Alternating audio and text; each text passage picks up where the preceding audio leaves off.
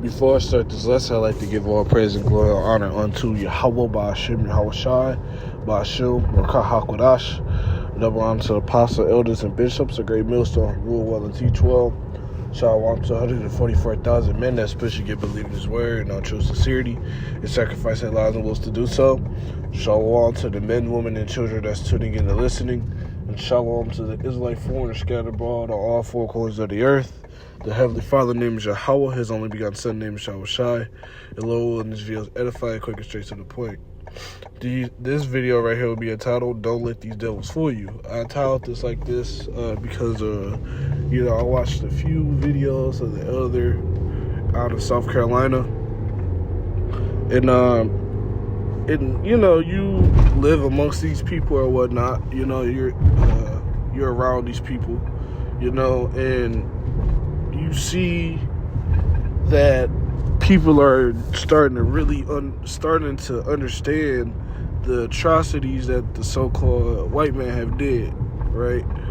You start to understand them, you start to see them, they start to realize that their history isn't good history, right? For so long and so many years, even when I was a kid, you see, the white man was just so civilized. He showed us how to, giving that verbiage, that garbage, that the so-called white man was the savior of the world or whatnot, right? But coming to find out, everything that he's done has led to people's lives being forfeited, land is being destroyed, and it's behind money, right? Beginning with at least the Baker families, right? Amalek and all the way down from all the tribes of Edom or whatever or whatnot. You learn to see that these devils, even though you work around them, you have to socialize with them and deal with them in the world. You see that just because they smile towards you, give you a little bit of aid through the spirit and power of Yahweh Ba'ashem Yahweh, these devils still have that hatred towards you. In the video I was watching that the elder did, it was a video, and it was an older Edomite woman. And of course she'd be an older Edomite woman, because they're always the ones to speak on the behalf of Esau Edom. That was just so much of an atrocity. She was basically starting to feel some type of way, right? Sympathize. Saying,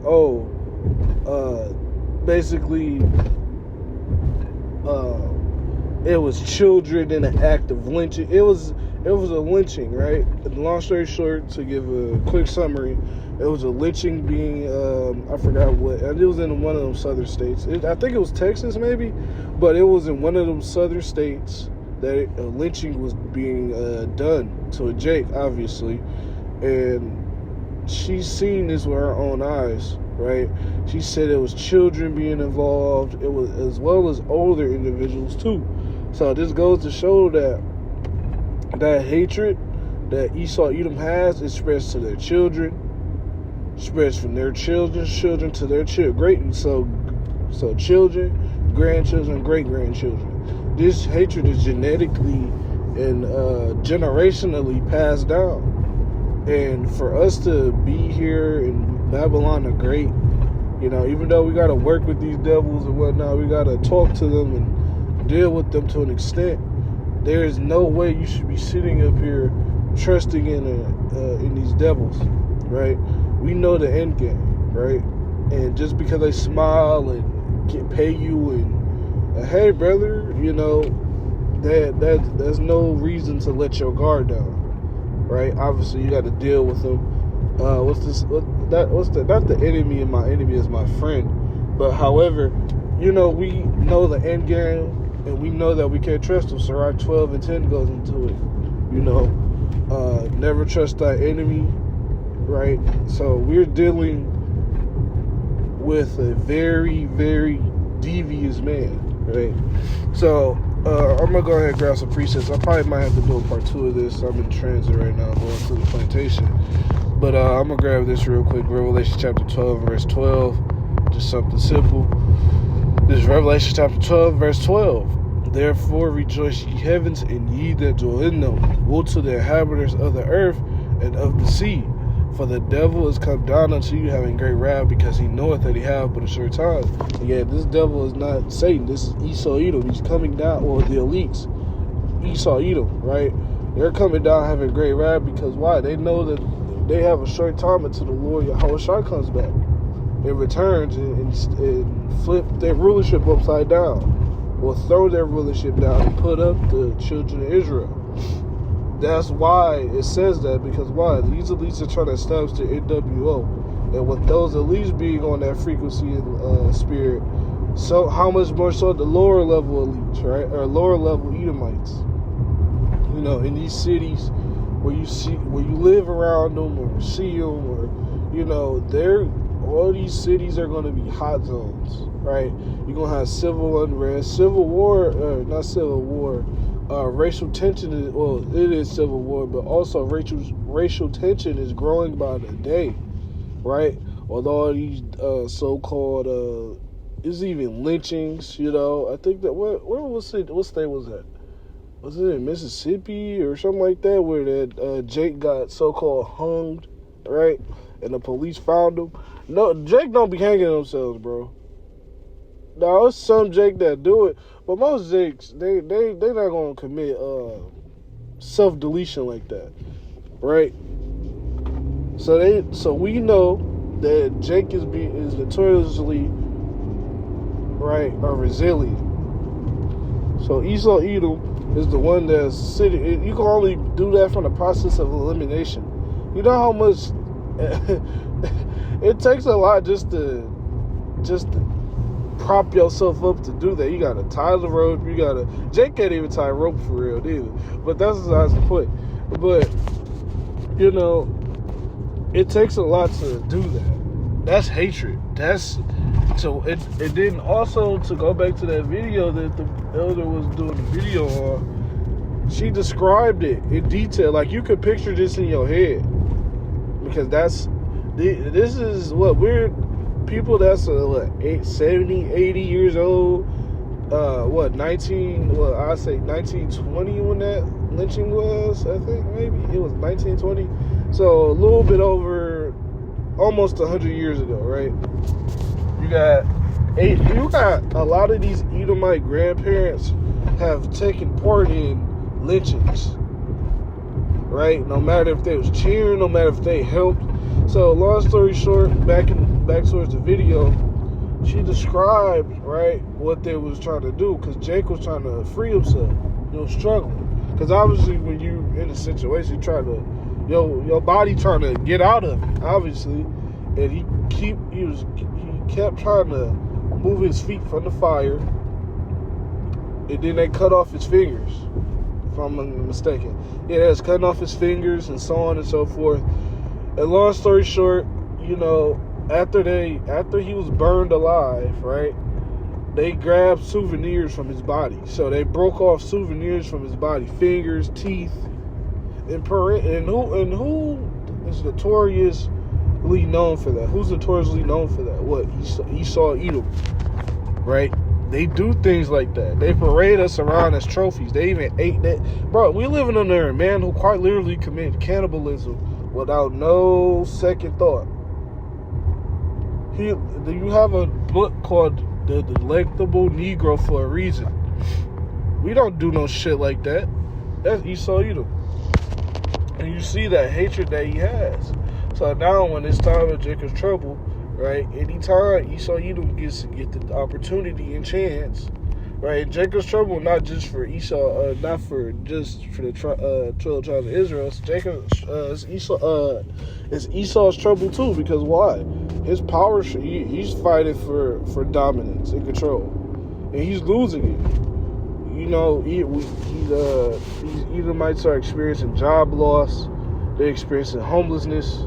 They're experiencing their women out of order, from the wife to the daughter, right? They dealing with debt. You know, all of these things, right? They experiencing hell too. You know, they gotta go into bankruptcy too, right? Losing homes and moving back in with all of that. Jake got to deal with that. So how much more so Esau Edom? and his rulership and kingdom since his fallen. So this is Ezekiel chapter 35, and I start at verse 1. Moreover, the word of the Lord Yahweh came unto me, saying, Son of man, set thy face against Mount Seir and prophesy against it. And yeah, that's what the prophets are doing. Speaking against Esau Edom, prophesying against Esau Edom, right? Because why? Or the cat's out the bag. You can't no longer. Now you do got a vast majority of Israelites that are still in that Massa spirit, but however, Jake know the truth. You know, Jake might write that Genesis 49. Judah is a lion's whelp. You know. Crocodile is an old lion. Yeah, even though that lion's still old, is a fucking lion nonetheless, right? You know, even though Jake have been docile, right, Judah, but Jake altogether, you know, you got all the 12 tribes, even though they still cling on to Edom. You know, they still cling on to Edom in some way, shape, or form. All 12 tribes know that Esau Edom is the terror in the earth. And by the terror in the earth, I mean the plague in the earth, not a terror. Let me say, because, you know, Esau Edom was a parasitic plague in the earth, you know. And that's the thing. Jake came to the understanding that what? Not just the so-called Negroes went through that. The Southern Kingdom, right, and Northern Kingdom went through that. Begin with the head tribe Judah all the way down to Issachar. They all dealt with some form of slavery, some form of injustice by Esau Edom. So that's one of the biggest things too. Esau Edom's coming down because why? Esau Edom sees the third temple being rebuilt, and he can't do shit about it. But anyway, verse 3, it said unto it, Thus saith the Lord Yahweh. Power, behold, Mount Seir, I am against thee. I will stretch out my hand against thee, and I will make thee most desolate. So what? The Lord is going to return and take Esau Edom out of powership and rulership, and what? Make him most desolate. None of these other nations have been prophesied to not to be in the kingdom without some sort of. All the nations going to get put back in their land. Right, Esau Edom though, however, he's going to be able to be a slave for 1,000 years and be completely wiped the fuck out, completely. Right, we got Obadiah. Right, he's not gonna have he ain't gonna have a respawn button. His respawn button is gonna be deletion. Because why? You made war with the. I'll just read it further. It says that in the verses. Verse 4, I will lay thy cities desolate. I will lay thy cities waste, and thou shalt be desolate. And thou shalt know that I am the Lord. So yeah, the Lord is saying, what? I'm going to destroy your empires, your cities, your homes. Right? Because why? You came against the children of Israel and thought, oh, I could get away with this. And for a period of time, Esau Edom, well, obviously he wasn't getting away with it, but for a period of time, Esau Edom was being judged. Right? Wasn't being judged. He was still building up those receipts. But however, it's all good now, because now we know what? That the Lord is going to return and protect the true children of Israel. Right? And he's not going to let Esau Edom get away with the atrocities that he's committed. So in that video that I was just speaking on a little earlier, that Edomite woman lived through those lynchings. And you know, they try to have some remorse. They try to show, I don't approve of that.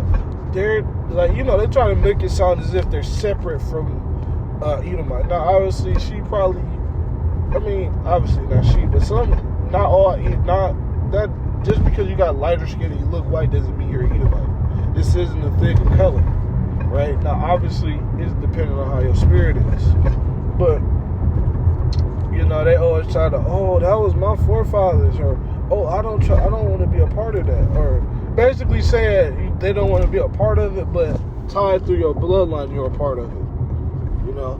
So, nonetheless, just because a lot of these Edomites try to say, you know, I don't approve of that. That was what my granddad did and whatnot. Yeah, You might not approve of it, but deep down, that hatred's still there. And on top of that, you are your forefathers. You know? Edomites try to do everything in their power to avoid punishment. And you see that. So, verse 5, because thou hast had a perpetual hatred and hast shed the blood of the children of Israel by what? The force of the sword in the time of their calamity, right? So it was already a lot that you put us in slavery. But the thing that you did while we was in slavery was unjustly and ungodly. Very ungodly. Right? Eating us, feeding us to gators, right? Making our shit, using our bodies as furniture. Like, I'm so serious. When it's a lot of things there's a lot of things that school didn't teach you, right? School taught you civil rights movement. They taught you, slavery. And it was funny because, in school, every time, no matter, I'll say for me, since I'm a so-called Negro, right? Every time that slavery topic came up, everybody eyes big as hell, they looking at you and shit. Yeah, they feel guilty. And it'd be so funny because I'll be like, they be, how you was a kid, they be like, are you okay? I'm sorry. No, motherfucker, what are you sorry for? And you have to sit through it. It was kind of funny because it was like, damn, y'all really sitting up here thinking that was all. I mean, you being in school, you being a younger kid or whatnot, you gotta be like, it's okay. But deep down, that shit wasn't okay. That shit ain't acceptable. And it's funny because now a lot of kids don't even learn anything about slavery. But however, that's because why? They're trying to remove all the true history of the so-called white man. But nonetheless, this is exactly what we see, exactly what we're going to experience. A lot of Edomite renouncing who they truly are, and you have to own up to that. You got to drink of that cup too. You're not just going to sit up here and I'm gonna just fall without being put. No, you're going to get taken out of power violently. You're not going to sit up here and be able to thrive and things of that nature. You're going to experience the pain we experienced, but we're going to do it in righteousness, though. We're going to do it in complete righteousness. So let me see, back in that verse, by the force of the sword of the time, in the time of their calamity, in the time that their iniquity had an end. So yeah, meaning what? Anytime that we was down bad, you start eating forward our afflictions, right? It was already, like I said, it was already enough that we was in slavery, but what? You took it a step further, right? You got us so bad, and now it's not a form of physical slavery, it's paper slavery, right? With birth certificates, social security cards, debt, credit, all of these things, right? And even if you is a Jake that's doing so-called well, right? Guess what? You still gotta pay your dues, right? You still gotta owe them lots and lots of money. And it's funny because there's no way that and it's funny also because I was thinking about this. Your so-called government, right? Here it is. They owe you as a Negro, Latino, Native American. You shouldn't be having to pay the government so much just for them to not give you anything back, right? The whole time you gotta pay them back more than what they gotta pay you. For example, right? They talk about reparations. Yet you got to get taxed out of out of things you eat, out of things you buy for your like clothes, food, food, clothes, right? Water, you get taxed to death out here, right? They're driving completely slow. But anyway, you get taxed to death, right? Yet they owe you more